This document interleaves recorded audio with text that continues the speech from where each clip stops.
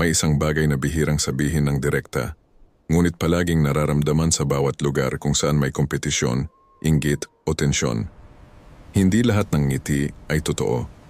Hindi lahat ng papuri ay malinis ang intensyon. At sa maraming pagkakataon, ang pinakamapanganib na galaw ay hindi nanggagaling sa malinaw na kaaway, kundi sa mga taong tahimik na nagmamasid, naghihintay at nag-aaral ng bawat kilos mo. Sa kalikasan ng tao, ang konsepto ng kaaway ay hindi laging malinaw.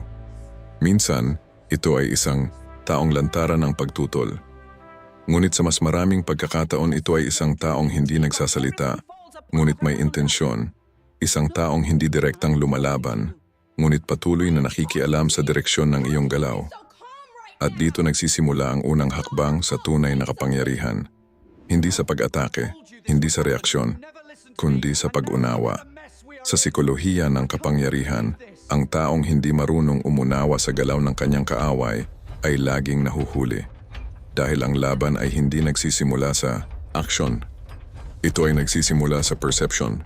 Kung paano mo nakikita ang sitwasyon, kung paano mo binibigyang kahulugan ang kilos ng iba, at kung paano mo inaayos ang sarili mong galaw batay sa impormasyong iyon. Ang karamihan sa mga tao ay nagkakamali dito. Kapag nakaramdam sila ng tensyon o oposisyon, ang kanilang unang reaksyon ay emosyon, galit, inis, pagdepensa, at sa sandaling iyon, nawawala ang kanilang kalamangan. Dahil sa sandaling mag-react ka ng emosyonal, hindi ka na naglalaro ng sarili mong laro. Nagiging bahagi ka na ng laro ng iba. Ito ang unang prinsipyo. Ang kaaway ay hindi dapat agad labanan. Siya ay dapat unawain. Sa sikolohiya ng human behavior, ang bawat kilos ng tao ay may pinanggagalingan. Walang aksyon ang walang dahilan. Kahit ang simpleng pagtingin, pag-iwas o tono ng pananalita ay may mensahe. At ang taong marunong magbasa ng mga mensaheng ito ay may malaking kalamangan sa anumang uri ng sitwasyon. Isipin ang isang simpleng halimbawa. Isang tao ang tila laging kumukontra sa iyong ideya. Hindi siya direktang umaatake, ngunit palagi siyang may komento. Palaging may pagdududa. Palaging may tanong.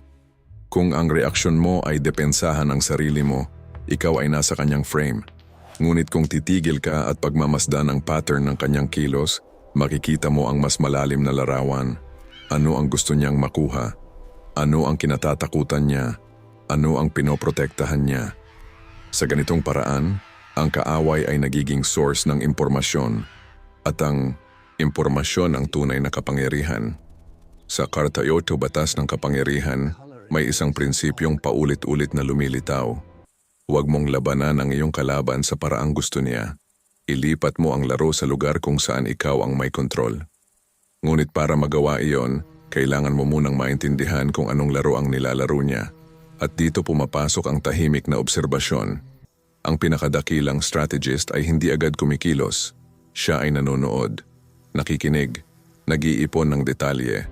Dahil sa bawat detalye, may pahiwatig sa paraan ng pagsasalita, sa timing ng kilos, sa mga bagay na sinasabi at sa mga bagay na hindi sinasabi. Ang lahat ng ito ay bahagi ng mas malaking larawan. Sa sandaling makita mo ang larawan na iyon, nagbabago ang posisyon mo. Hindi ka na basta target ng kilos ng iba. Ikaw ay nagiging observer ng laro. At kapag ikaw ang observer, mas madali mong makikita ang kahinaan.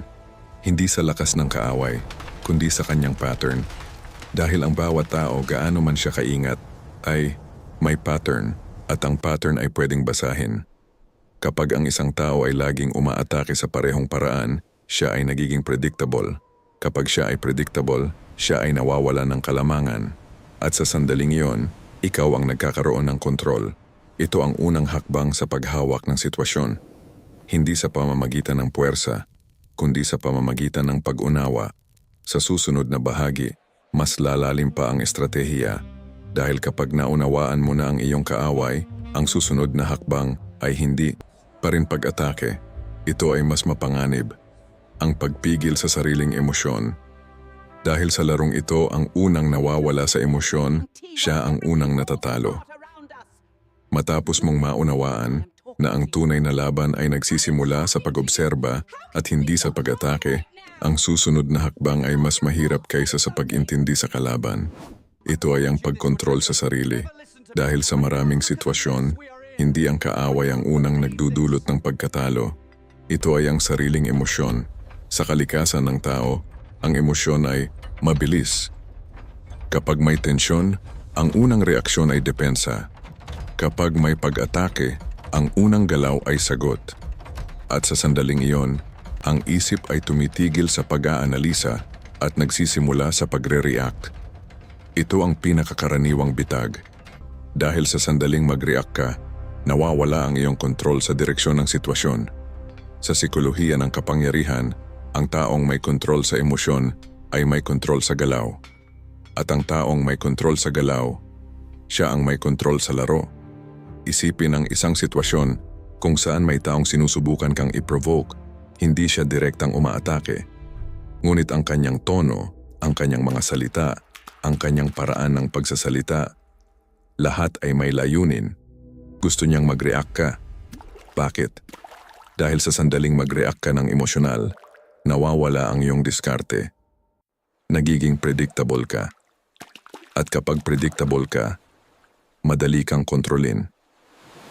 Ito ang dahilan kung bakit ang pinakadakilang strategist ay hindi agad sumasagot. Hindi siya nagmamadali. Hindi siya nagpapakita ng galit kahit na may dahilan. Sa halip, pinipili niya ang katahimikan. At ang katahimikan na iyon ay hindi kahinaan. Ito ay kontrol. Sa sikolohiya ng komunikasyon, ang katahimikan ay isang malakas na signal. Kapag ang isang tao ay hindi agad tumutugon, ang kabilang panig ay nagsisimulang mag-isip. Ano ang iniisip niya? Ano ang susunod niyang gagawin? At sa prosesong iyon, ang tensyon ay bumabalik sa taong nag-initiate ng galaw. Ito ang unang shift ng kapangyarihan. Hindi sa pamamagitan ng pagsagot, kundi sa pamamagitan ng hindi pagbigay ng inaasahang reaksyon. Sa 48 batas ng kapangyarihan, may isang malinaw na prinsipyo. Panatilihing hindi mababasa ang iyong emosyon. Kapag ang iyong emosyon ay nakikita, ito ay nagiging impormasyon para sa iba. At kapag may impormasyon ng kalaban, mas madali ka niyang mapaglaruan. Ngunit kapag ang iyong reaksyon ay kontrolado, ang iyong galaw ay nagiging mahirap hulaan. At kapag mahirap hulaan, nagiging mahirap kontrolin. Isipin ang dalawang tao sa parehong sitwasyon. Ang isa ay agad nagagalit, sumasagot, pinapakita ang inis. Ang isa naman ay tahimik, nakikinig, walang malinaw na reaksyon. Sino ang mas may kontrol? Ang unang tao ay malinaw, madaling basahin, madaling hulaan. Ang ikalawang tao ay hindi. At sa larong ito ang hindi madaling basahin, siya ang may kalamangan. Ngunit ang kontrol sa emosyon ay hindi nangangahulugan ng pagiging malamig o walang pakialam.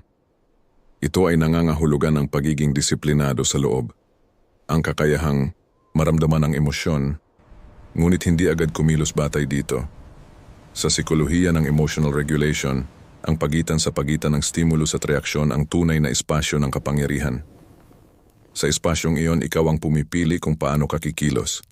At sa pagpiling iyon, nagbabago ang direksyon ng sitwasyon. Kapag ang isang tao ay walang kontrol sa emosyon, ang kanyang galaw ay laging reaksyon sa galaw ng iba. Ngunit kapag ang isang tao ay may kontrol sa emosyon, siya ang nagdidikta ng tempo. At ang tempo ang isa sa pinakamahalagang elemento ng kapangyarihan. Kung ikaw ang nagdidikta ng bilis ng laro, ikaw ang nagtatakda kung kailan gagalaw, kailan titigil at kailan sasagot. Ito ang ikalawang prinsipyo. Huwag ibigay ang emosyon na inaasahan ng iba. Dahil sa sandaling ibigay mo iyon, ibinibigay mo rin ang kontrol. Sa susunod na bahagi, mas lalalim pa ang estratehiya. Dahil kapag hindi ka na kontrolado ng emosyon, ang susunod na hakbang ay mas mapanganib. Ang paghanap ng kahinaan ng kalaban. Hindi sa pamamagitan ng direktang pag-atake, kundi sa pamamagitan ng tahimik na pag-aaral sa kung saan siya nagiging predictable. Matapos mong matutunan na kontrolin ang sariling emosyon at hindi basta sumunod sa galaw ng kalaban, ang susunod na antas ng laro ay mas tahimik ngunit mas mapanganib. Ito ay ang kakayahang makita ang kahinaan ng iba. Hindi ang malinaw na kahinaan na nakikita ng lahat, kundi ang mga pattern na hindi napapansin. Sa kalikasan ng tao, bawat kilos ay may ugat. Walang galaw ang walang dahilan. Kahit ang tila random na reaksyon ay may pinanggagalingang emosyon, paniniwala o takot. At kapag ang isang tao ay paulit-ulit na kumikilos sa parehong paraan, unti-unting nabubuo ang kanyang pattern. Ito ang pinakamahalagang bagay na hinahanap ng isang strategist. Hindi ang lakas, hindi ang posisyon, kundi ang pattern. Dahil ang pattern ang nagiging daan sa predictability. At ang pagiging predictable, iyon ang tunay na kahinaan.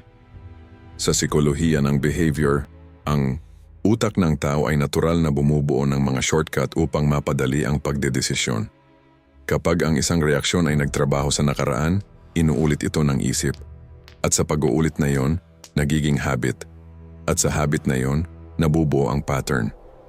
Isipin ang isang tao na laging nagagalit kapag siya ay kinokontra. Sa unang tingin, maaaring mukhang malakas ang kanyang presensya.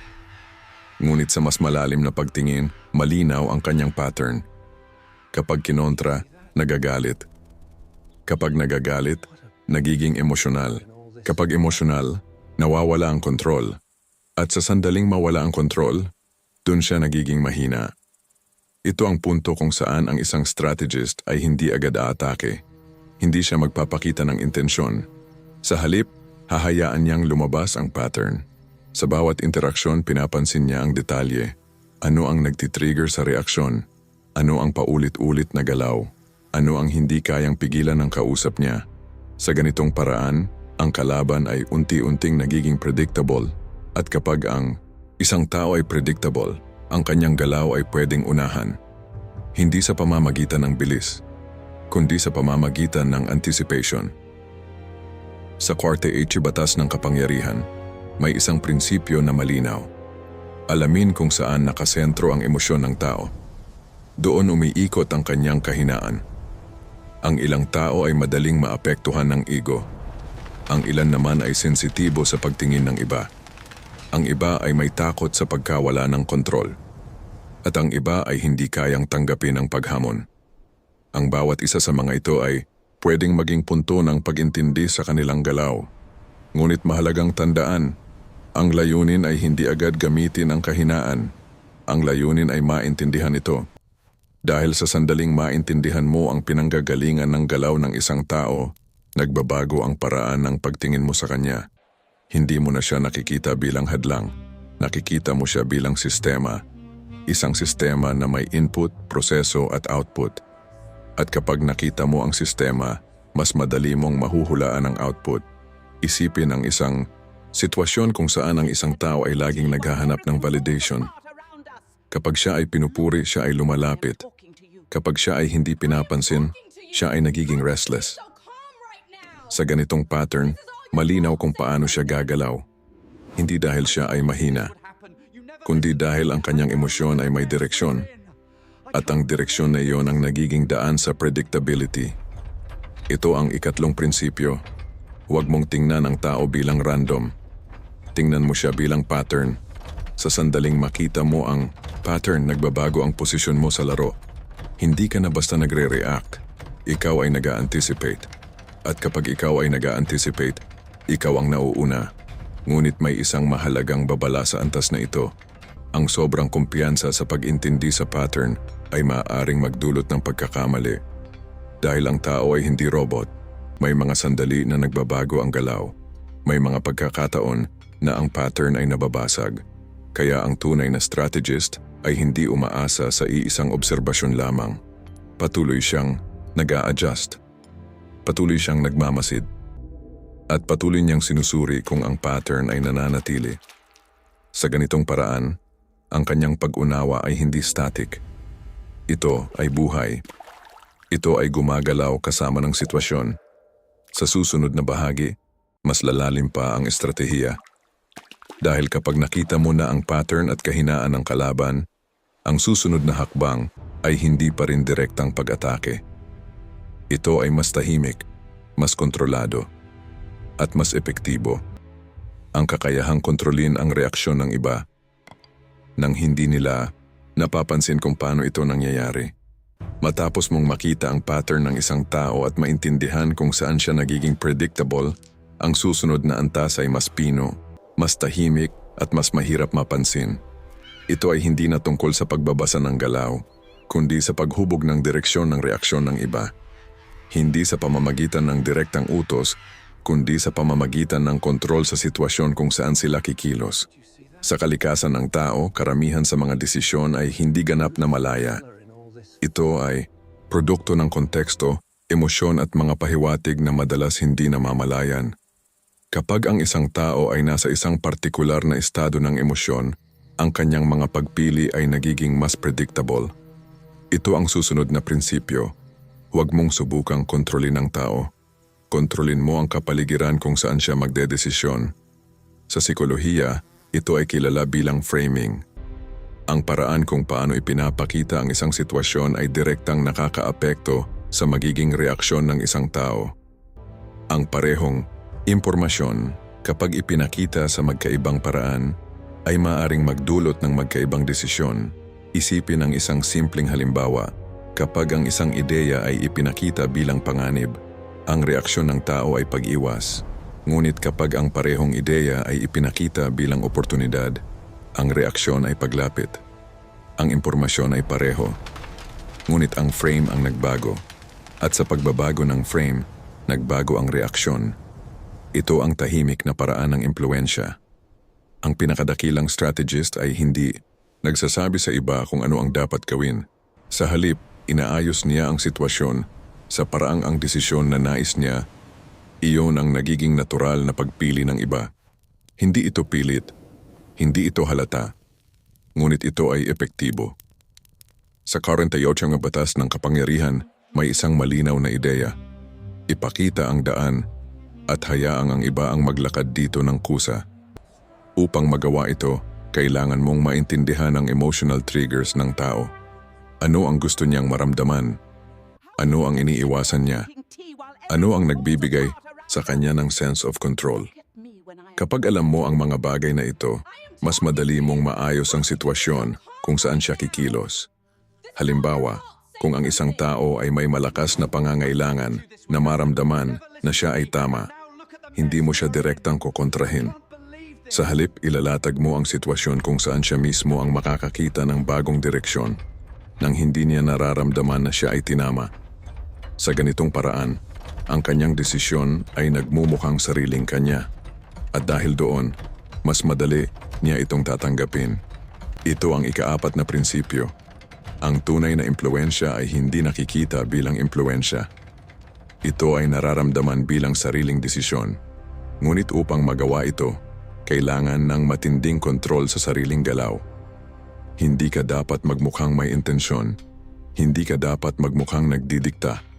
Dahil sa sandaling maramdaman ng tao na siya ay kinokontrol, automatiko siyang lalaban.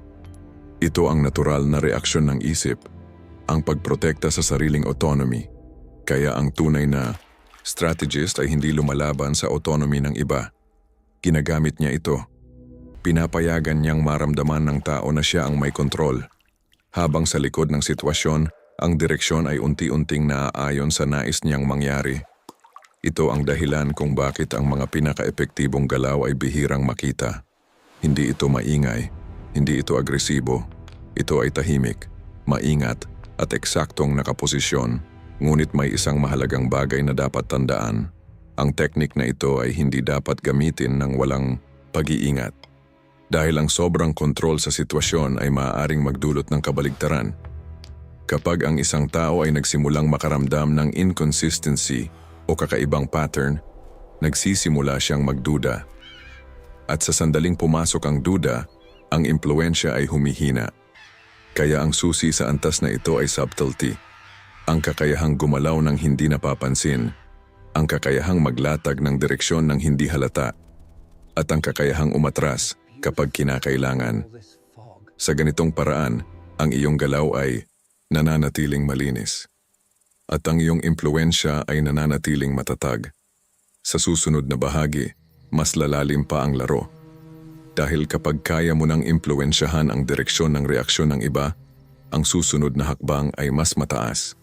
Hindi na lamang kontrol sa sitwasyon, kundi ang kakayahang kontrolin ang tempo ng buong laro.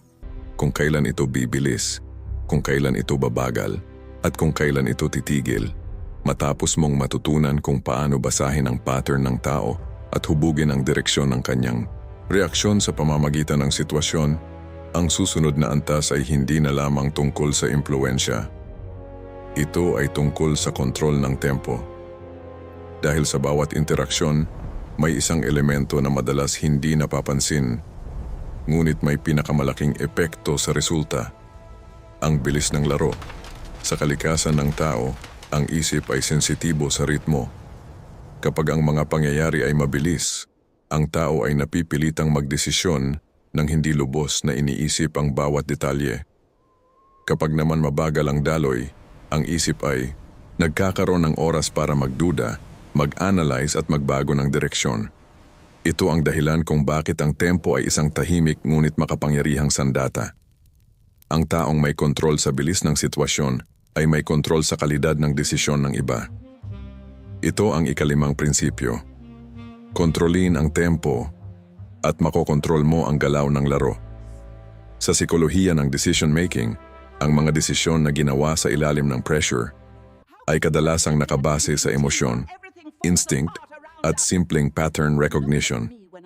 Sa kabilang banda, ang mga desisyon na ginawa sa mabagal na tempo ay mas analytical, mas maingat, at mas resistant sa impluensya. Kaya ang isang strategist ay hindi lamang nagtatanong kung ano ang gagawin. Tinitingnan din niya kung kailan ito gagawin. Isipin ang isang sitwasyon kung saan ang isang tao ay kailangang magdesisyon agad. May limitadong oras. May pressure. May pakiramdam na may mawawala kung hindi siya kikilos. Sa ganitong estado, ang kanyang isip ay hindi na naghahanap ng perpektong desisyon. Naghahanap ito ng sapat na desisyon. At dito pumapasok ang impluensya. Kapag ang tempo ay mabilis, ang tao ay mas madaling sumunod sa direksyon na tila pinakamalinaw o pinakamadaling sundan. Ngunit sa kabaligtaran, kapag ang tempo ay mabagal, ang tao ay nagiging mas mapanuri. Mas maraming tanong, mas maraming duda, mas maraming posibilidad ang tinitingnan. At sa ganitong estado, mas mahirap hubugin ang kanyang desisyon. Ito ang dahilan kung bakit ang pinakadakilang strategist ay marunong mag-adjust ng tempo depende sa sitwasyon. Kapag nais niyang bawasan ang resistance, pinapabilis niya ang daloy. Kapag nais niyang palalimin ang pag-iisip ng iba sa isang direksyon, pinapabagal niya ang galaw. Hindi ito halata. Hindi ito direktang ginagawa. Ngunit ito ay nangyayari sa paraan ng komunikasyon, sa timing ng sagot, sa haba ng pagitan ng interaksyon, at sa paglalagay ng urgency o katahimikan sa tamang sandali. Sa kwarte o iarang batas ng kapangyarihan, may isang ideya na paulit-ulit, lumilitaw. Ang kontrol sa oras ay kontrol sa resulta. Ang taong nagmamadali ng hindi niya kontrolado ang sitwasyon ay madaling magkamali. Ngunit ang taong marunong maghintay at marunong pumili ng tamang sandali, siya ang nagtatakda ng direksyon. Ngunit mahalagang tandaan na ang kontrol sa tempo ay hindi lamang para sa iba. Ito ay para rin sa sarili. Kung hindi mo kayang kontrolin ang sariling bilis ng reaksyon, hindi mo kayang kontrolin ang bilis ng laro. Ang taong madaling magmadali ay madaling ma-pressure. Ang taong madaling ma-pressure ay madaling ma-impluensyahan. Kaya ang unang hakbang sa kontrol ng tempo ay internal. Ang kakayahang hindi magmadali kahit na may pressure. Ang kakayahang hindi mag-react agad kahit na may emosyon. At ang kakayahang pumili ng tamang sandali bago kumilos. Sa ganitong paraan, hindi ka nagiging bahagi ng bilis ng iba. Ikaw ang nagtatakda nito. Isipin ang isang interaksyon kung saan ang isang tao ay naglalagay ng pressure sa iyo para sumagot agad. Kung susunod ka sa bilis na iyon, nawawala ang iyong control. Ngunit kung ikaw ay magpapasya na bagalan ng tempo, kahit sa simpleng pag-pause, nagbabago ang dynamics. Ang pressure ay bumabalik sa kanya at sa sandaling iyon, nagbabago ang posisyon ng kapangyarihan. Ito ang tunay na kahulugan ng kontrol. Hindi ang lakas, hindi ang dami ng salita, kundi ang kakayahang kontrolin ang daloy ng sitwasyon. Sa susunod na bahagi, mas lalalim pa ang estratehiya. Dahil kapag kaya mo ng kontrolin ang tempo, ang susunod na antas ay mas mataas. Ito ay ang kakayahang guluhin ang inaasahan ng kalaban, sirain ang kanyang pattern, at ilagay siya sa estado kung saan siya ang nagiging reactive at ikaw ang nagiging unpredictable. Matapos mong matutunan kung paano kontrolin ang tempo ng sitwasyon, ang susunod na antas ay mas tahimik ngunit mas nakakagulo sa isip ng kalaban. Ito ay ang kakayahang sirain ang kanyang inaasahan. Dahil sa sandaling ang isang tao ay nawalan ng kakayahang hulaan ang susunod, nagalaw nawawala rin ang kanyang kumpiyansa sa sarili niyang desisyon. Sa kalikasan ng tao, ang isip ay laging naghahanap ng pattern. Gusto nitong hulaan ang susunod na mangyayari upang makaramdam ng kontrol. Kapag ang isang tao ay nakakakita ng paulit-ulit na kilos, nagiging kampante siya. Alam niya kung ano ang aasahan. At dahil doon, pakiramdam niya ay may hawak siyang direksyon.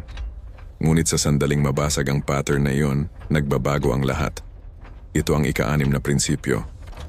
Sirain ang inaasahan at mawawala ang kontrol ng kalaban. Sa sikolohiya ng uncertainty, kapag ang isang tao ay naharap sa hindi inaasahang galaw, ang kanyang isip ay pansamantalang nawawala sa balanse. Hindi siya agad makapagdesisyon. Hindi siya sigurado kung paano kikilos. At sa sandaling iyon, siya ay nagiging reactive. At ang taong reactive, siya ang nawawala ng kontrol. Isipin ang isang sitwasyon kung saan ang isang tao ay sanay na lagi kang sumasagot sa isang partikular na paraan. Kapag siya ay nagtanong, inaasahan niyang makukuha niya ang parehong reaksyon. Ngunit sa isang sandali, bigla mong binago ang galaw. Hindi ka sumagot sa paraan na inaasahan niya. Hindi ka nag-react sa paraan na nakasanayan niya. Sa simpleng pagbabagong iyon, nagkakaroon ng puwang. Isang puwang ng pagdududa. Ano ang nangyari? Bakit nagbago? Ano ang susunod? At sa puwang na iyon, nagsisimula ang pagkawala ng kontrol. Ang pinakadakilang strategist ay hindi laging pareho ang galaw. Hindi siya predictable. Hindi siya madaling hulaan. Minsan siya ay mabilis. Minsan siya ay tahimik. Minsan siya ay direkta. At minsan siya ay hindi nagbibigay ng malinaw na sagot. Sa ganitong paraan, ang kalaban ay hindi nakakabuo ng malinaw na pattern. At kapag walang pattern, walang anticipation. At kapag walang anticipation, walang control. Sa 4018 Batas ng Kapangyarihan, may isang ideya na malinaw. Ang pagiging unpredictable ay isang anyo ng kapangyarihan. Hindi dahil ito ay nakakatakot, kundi dahil ito ay nakakalito. At ang isip na nalilito ay hindi nakakapagdesisyon ng malinaw. Ngunit mahalagang tandaan, ang unpredictability ay hindi randomness. Ito ay may control, may intensyon, may timing. Ang layunin ay hindi magmukhang magulo. Ang layunin ay sirain ang inaasahan ng iba nang hindi nawawala ang sariling direksyon. Isipin ang isang taong sobrang random sa kilos, walang pattern, walang consistency. Sa unang tingin, mahirap siyang hulaan. Ngunit sa kalaunan, nawawala ang kanyang kredibilidad dahil ang kanyang galaw ay walang malinaw na direksyon. Ngunit ang isang tunay na strategist ay iba. May consistency sa layunin, ngunit may variation sa paraan. Sa ganitong paraan, siya ay mahirap hulaan, ngunit hindi nawawala ang kanyang kontrol. Ito ang pagkakaiba. Ang isa ay magulo. Ang isa ay kontroladong unpredictable. Sa sikolohiya ng perception, ang isang tao na may ganitong uri ng galaw ay nagiging mas mahirap basahin. At kapag mahirap basahin, mas mahirap kontrahin. Dahil ang kalaban ay hindi alam kung kailan ka gagalaw. Hindi niya alam kung paano ka sasagot. At hindi niya alam kung anong direksyon ang pipiliin mo. Ito ang estado kung saan ang kalaban ay nagsisimulang mag-adjust sa iyo. Sa halip na ikaw ang mag-adjust sa kanya. At sa sandaling mangyari iyon, nagbabago ang balanse ng kapangyarihan. Ngunit may isang mahalagang paalala sa antas na ito. Ang sobrang paggamit ng unpredictability ay maaaring magdulot ng paglayo. Kung ang isang tao ay hindi na makahanap ng kahit kaunting pattern sa iyo, maaari siyang mawala ng interes o tiwala. Kaya ang susi ay balanse. May sapat na consistency upang manatiling matatag ang iyong presensya. At may sapat na baryasyon upang manatiling mahirap hulaan. Sa ganitong paraan, ang iyong galaw ay nananatiling epektibo. At ang iyong impluensya ay hindi madaling mabasag. Sa susunod na bahagi, mas lalalim pa ang laro. Dahil kapag ang kalaban ay nawalan na ng kakayahang hulaan ang iyong galaw, ang susunod na hakbang ay mas mataas. Ito ay ang kakayahang ilipat ang kanyang atensyon mula sa iyo papunta sa direksyon na gusto mong pagtuunan niya. At sa prosesong iyon, mas lalo siyang nawawalan ng kontrol sa kabuuan ng laro. Matapos mong sirain ang inaasahan ng kalaban at ilagay siya sa estado ng pagkalito, ang susunod na antas ay hindi na lamang tungkol sa iyong galaw. Ito ay tungkol sa kung saan mo idinidirekta ang kanyang atensyon. Dahil sa larong ito, ang atensyon ang isa sa pinakamahalagang yaman. Kung saan tumitingin ang isang tao, doon umiikot ang kanyang pag-iisip. At kung saan umiikot ang kanyang pag-iisip, doon siya nagdedesisyon. Ito ang ikapitong prinsipyo. Kontrolin ang atensyon at makokontrol mo ang direksyon ng isip. Sa kalikasan ng tao, ang atensyon ay limitado. Hindi kayang pagtuunan ng isip ang lahat ng detalye sa isang sitwasyon, kaya ito ay pumipili. Pinipili nito kung ano ang bibigyang halaga at kung ano ang hindi papansinin. At sa pagpiling iyon, nabubuo ang perception. Ang nakikita ng tao ang nagiging realidad niya. At ang hindi niya napapansin ay tila hindi umiiral. Ito ang dahilan kung bakit ang kontrol sa atensyon ay napakalakas. Hindi mo kailangang baguhin ang buong sitwasyon. Kailangan mo lamang baguhin kung saan nakatingin ang kalaban. Isipin ang isang sitwasyon kung saan ang isang tao ay nakatuon sa isang partikular na detalye. Dahil doon, hindi niya napapansin ang mas malaking galaw na nangyayari sa paligid niya. Sa ganitong paraan, kahit hindi ka direktang kumikilos laban, sa kanya, nawawala ang kanyang awareness. At kapag nawawala ang awareness, bumababa ang kanyang kakayahang magdesisyon ng tama. Ang pinakadakilang strategist ay hindi laging nasa gitna ng atensyon.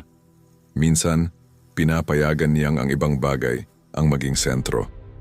Minsan, inililihis niya ang focus ng iba sa isang direksyon, habang ang tunay na galaw ay nangyayari sa iba. Sa psikolohiya, ito ay kilala bilang attentional manipulation. Kapag ang isip ay nakatuon sa isang bagay, nagiging bulag ito sa iba. Ito ang ginagamit sa maraming sitwasyon kung saan ang perception ang mas mahalaga kaysa sa aktwal na galaw. Sa 48 Batas ng Kapangyarihan, may isang prinsipyo na malinaw. Panatilihin ang iba na nakatingin kung saan mo gusto, habang ang tunay mong layunin ay nananatiling hindi malinaw. Upang magawa ito, kailangan mong maintindihan kung ano ang madaling makahuli ng atensyon. Mga emosyon, mga salitang may bigat, mga kilos na may impact, at mga bagay na tila mahalaga sa unang tingin. Kapag naibigay mo ang mga ito sa tamang sandali, ang isip ng kalaban ay kusang tututok dito. At habang siya ay nakatutok, nawawala ang kanyang pansin sa ibang aspeto ng sitwasyon. Ito ang sandali kung saan nagkakaroon ka ng espasyo. Espasyo para mag-isip, espasyo para kumilos, at espasyo para baguhin ang direksyon ng laro. Ngunit mahalagang tandaan na ang pagkontrol ng atensyon ay hindi dapat halata. Kung masyadong malinaw ang pagtatangka, ang isip ay nagiging alerto. At kapag ang isang tao ay naging alerto, bumabalik ang kanyang awareness. Kaya ang susi sa antas na ito ay subtlety. Ang kakayahang magpakita ng isang bagay na sapat upang makuha ang atensyon, ngunit hindi sapat upang magdulot ng pagdududa. Sa ganitong paraan, ang atensyon ay kusang gumagalaw sa direksyon na gusto mo. At ang galaw na iyon ay tila natural. Ito ang dahilan kung bakit ang ilang tao ay tila laging may kontrol sa sitwasyon kahit hindi sila ang pinakamaingay o pinakadominant. Dahil hindi nila kinokontrol ang lahat, kinokontrol lamang nila kung saan tumitingin ang iba. At sa simpleng pagbabagong iyon, nagbabago ang buong dynamics. Sa susunod na bahagi, mas lalalim pa ang laro. Dahil kapag kaya mo nang ilipat ang atensyon ng kalaban, ang susunod na hakbang ay mas mataas. Ito ay ang kakayahang gawing predictable ang kanyang galaw. hindi sa pamamagitan ng pilit, kundi sa pamamagitan ng paghubog ng kanyang inaasahan hanggang siya mismo ang kumilos sa paraang inaasahan mo. Matapos mong matutunan kung paano ilipat ang atensyon ng kalaban at ilagay siya sa direksyon na gusto mong pagtuunan niya, ang susunod na antas ay mas malalim at mas kontrolado. Ito ay ang kakayahang hubugin ang kanyang galaw hanggang sa siya mismo ang maging predictable. Hindi dahil siya ay mahina, kundi dahil ang kanyang inaasahan ay unti-unting naayos sa isang tiyak na direksyon. Ito ang ikawalong prinsipyo. Hubugin ang inaasahan at ang galaw ng iba ay kusang susunod. Sa kalikasan ng tao, ang isip ay laging naghahanap ng consistency. Kapag ang isang pattern ay paulit-ulit na nangyayari, nagsisimula itong paniwalaan bilang normal. At kapag may nabuo ng normal, doon umiikot ang susunod na desisyon. Ito ang dahilan kung bakit ang repetition ay may malakas na epekto sa perception. Hindi dahil ito ay malakas sa isang beses, kundi dahil sa pag-uulit ito ay nagiging pamilyar. At ang pamilyar ay nagiging komportable. Isipin ang isang sitwasyon kung saan ang isang tao ay nasanay na ikaw ay kumikilos sa isang partikular na paraan. Sa bawat interaksyon, inuulit mo ang parehong ritmo, parehong tono, parehong uri ng reaksyon. Sa simula, ito ay simpleng pattern. Ngunit sa paglipas ng panahon, ito ay nagiging inaasahan. At sa sandaling maging inaasahan, doon nagsisimula ang predictability. Ngunit ang tunay na estratehiya ay hindi lamang manatili sa pattern. Ito ay gamitin ang pattern upang kontrolin ang susunod na galaw ng iba. Kapag ang isang tao ay umaasa sa isang partikular na reaksyon mula sa iyo, siya ay nag-a-adjust ng kanyang galaw batay sa inaasahan na iyon. At dito pumapasok ang control. Dahil kung alam mo kung ano ang inaasahan niya, kaya mong hulaan kung paano siya kikilos. At kung kaya mong hulaan ang kanyang galaw, kaya mo itong unahan. Sa sikolohiya ng expectation, ang tao ay hindi lamang nagre-react sa kasalukuyang sitwasyon. Siya ay nagre-react batay sa inaasahan niyang mangyayari. Ito ang dahilan kung bakit ang perception ng hinaharap ay nakakaapekto sa galaw sa kasalukuyan. Ang pinakadakilang strategist ay hindi lamang nag-iisip kung ano ang nangyayari ngayon. Iniisip niya kung ano ang inaasahan ng iba na mangyayari sa susunod. At sa pag-unawa na iyon, inaayos niya ang kanyang galaw. Minsan, pinapalakas niya ang pattern upang mas maging kampante ang kalaban. Minsan naman hinahayaan niyang maging mas malinaw ang ritmo upang mas lalong maging predictable ang inaasahan. At kapag ang inaasahan ay ganap ng buo, doon niya ito binabasag. Ngunit ang pagbabasag na ito ay hindi random. Ito ay eksaktong ginagawa sa sandaling ang kalaban ay pinakakomportable. Sa sandaling hindi na siya nagdududa. Sa sandaling kampante na siya sa direksyon ng laro. At sa sandaling iyon, ang kanyang galaw ay hindi na adaptive. Ito ay sumusunod na lamang sa inaasahan. At dito nagkakaroon ng kalamangan ng strategist. Sa 48 Batas ng Kapangyarihan, may isang mahalagang ideya. Panatilihin ang iba sa estado ng kumpiyansa hanggang sa hindi na nila makita ang pagbabago. Kapag ang isang tao ay kampante, bumababa ang kanyang guard. At kapag bumaba ang guard, mas madali siyang hulaan. Ngunit mahalagang tandaan, ang teknik na ito ay nangangailangan ng pasensya. Hindi ito agad-agad. Hindi ito ginagawa sa isang galaw lamang. Ito ay proseso, pag-uulit, pagmamasid, at tamang timing. Ang sobrang bilis ay maaaring magdulot ng pagdududa, at ang sobrang halata ay maaaring magdulot ng resistance. Kaya ang tunay na lakas sa antas na ito ay ang kakayahang maghintay, ang kakayahang hayaan ang pattern na mabuo ng natural, at ang kakayahang pumili ng eksaktong sandali kung kailan ito babaguhin. Sa ganitong paraan ang iyong galaw ay hindi lamang reaksyon sa sitwasyon. Ito ay kontrol sa direksyon ng galaw ng iba. At kapag umabot ka sa antas na ito, hindi ka na lamang naglalaro sa loob ng laro. Ikaw na ang unti-unting nagtatakda kung paano ito gagalaw. Sa susunod na bahagi, mas lalalim pa ang estratehiya. Dahil kapag ang galaw ng kalaban ay naging predictable na, ang susunod na hakbang ay mas mataas. Ito ay ang kakayahang iangat ang sarili mong posisyon. hindi lamang sa paningin ng kalaban, kundi sa kabuuan ng laro. Isang posisyon kung saan hindi ka na basta kalahok, kundi ikaw na ang nagiging sentro ng impluensya. Matapos mong mahubog ang inaasahan ng kalaban at gawin siyang predictable sa sarili niyang galaw, ang susunod na antas ay hindi na lamang tungkol sa kanya. Ito ay tungkol sa iyong posisyon. Dahil sa huli, ang tunay na kapangyarihan ay hindi lamang nasusukat sa kung paano mo naiimpluwensyahan ang iba, kundi sa kung saan ka nakapwesto sa kabuuan ng laro. Ito ang ikasiyam na prinsipyo. Iangat ang iyong posisyon at magbabago ang paraan kung paano ka tinitingnan ng iba.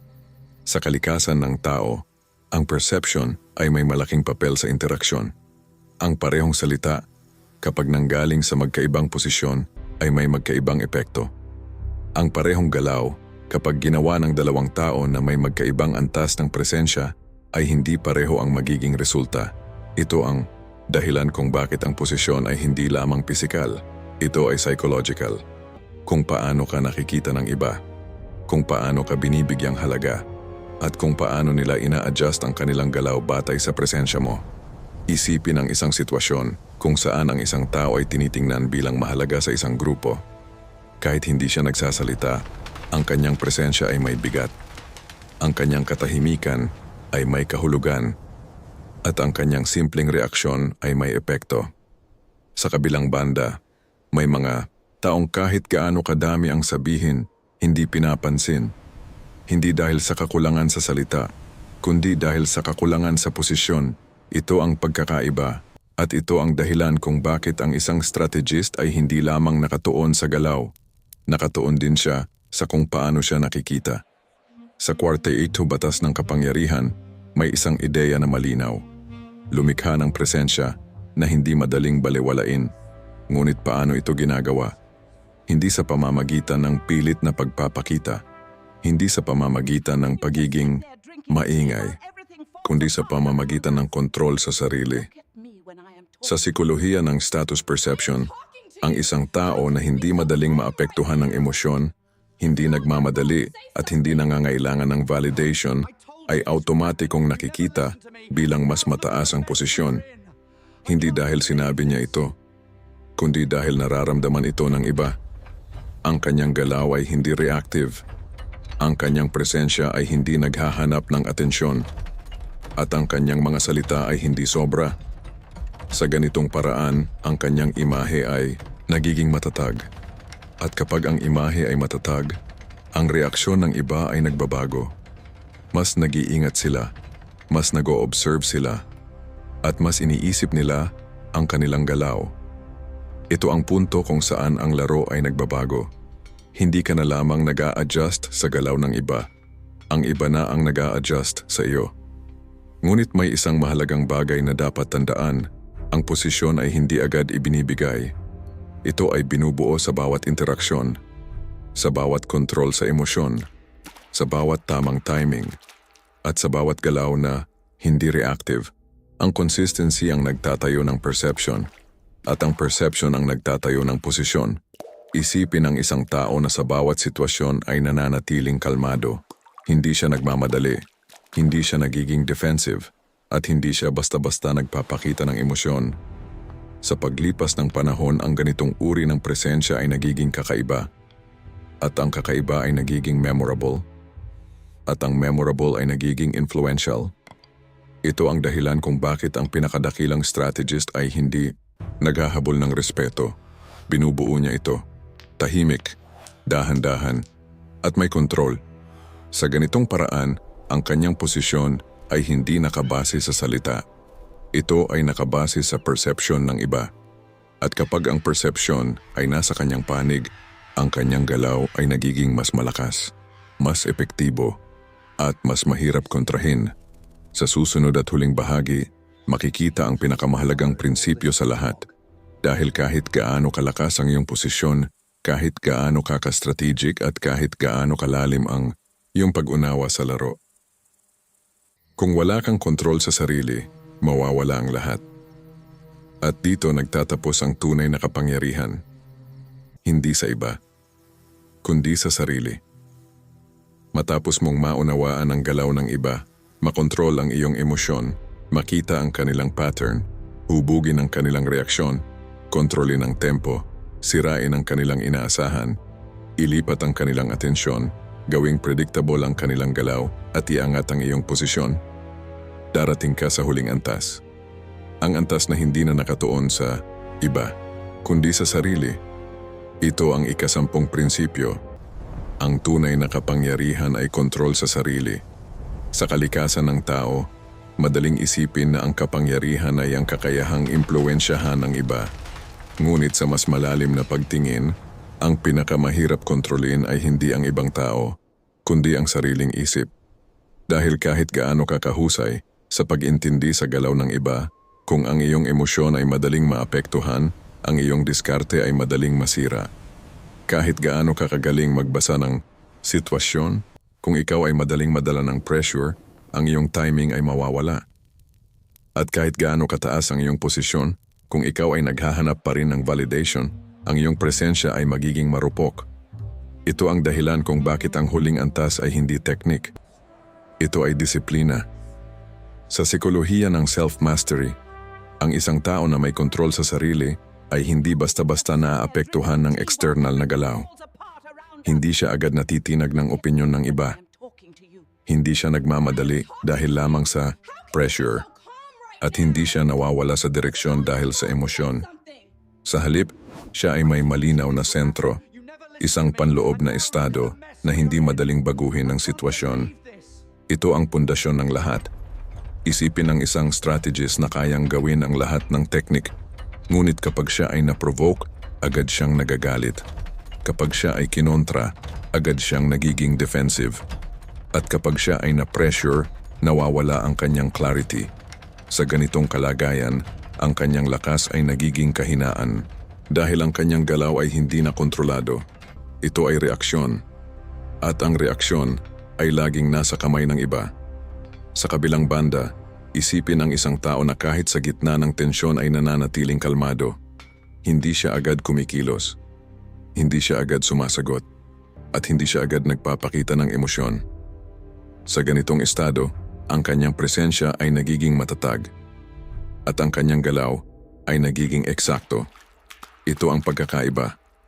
Ang una ay marunong ng teknik. Ang ikalawa ay may kontrol sa sarili. At sa larong ito, ang may kontrol sa sarili ang may tunay na kapangyarihan. Sa karapatawiyatan batas ng kapangyarihan, maraming prinsipyo ang umiikot sa ideyang ito. Huwag magpadala sa emosyon, huwag magmadali, at panatilihin ang kontrol sa bawat galaw. Ngunit ang mga prinsipyong ito ay walang halaga kung hindi ito na ipapakita sa aktwal na sitwasyon. Dahil ang tunay na laban ay hindi sa teorya. Ito ay sa sandaling ikaw ay sinusubok. Kapag may taong sumusubok mag-provoke sa iyo. Kapag may sitwasyon na naglalagay ng pressure. At kapag may pagkakataon na madaling mag-react, doon nasusukat ang kontrol. Hindi sa kung ano ang alam mo, kundi sa kung paano ka kumikilos. Ito ang dahilan kung bakit ang huling prinsipyo ay hindi nakatuon sa iba. Ito ay nakatuon sa pagbuo ng sarili. Sa bawat interaksyon, may pagkakataon kang piliin ang reaksyon mo. May pagkakataon kang piliin kung susunod ka sa emosyon o ikaw ang magdidikta nito. At sa bawat pagpili, unti-unti mong binubuo ang iyong antas ng kontrol. Sa paglipas ng panahon, ang kontrol na ito ay nagiging natural. Hindi mo na kailangang isipin. Hindi mo na kailangang pilitin. Ito ay nagiging bahagi ng iyong presensya. At kapag ang kontrol ay naging bahagi ng iyong presensya, ang iyong impluwensya ay nagiging mas malalim. Hindi dahil sa teknik, kundi dahil sa consistency. Ito ang tunay na wakas ng laro. Hindi ang pagkontrol sa iba, kundi ang kakayahang hindi makontrol ng iba. At kapag umabot ka sa antas na ito, nagbabago ang lahat. Hindi ka na basta kalahok sa laro. Ikaw ay nagiging isa sa mga nagtatakda ng direksyon nito. At sa puntong iyon, ang mga galaw ng iba ay hindi na hadlang. Ito ay nagiging bahagi lamang ng mas malaking sistema na ikaw ay may kakayahang basahin, unawain at lampasan. Ito ang tunay na kapangyarihan, tahimik, kontrolado at hindi madaling mabasag.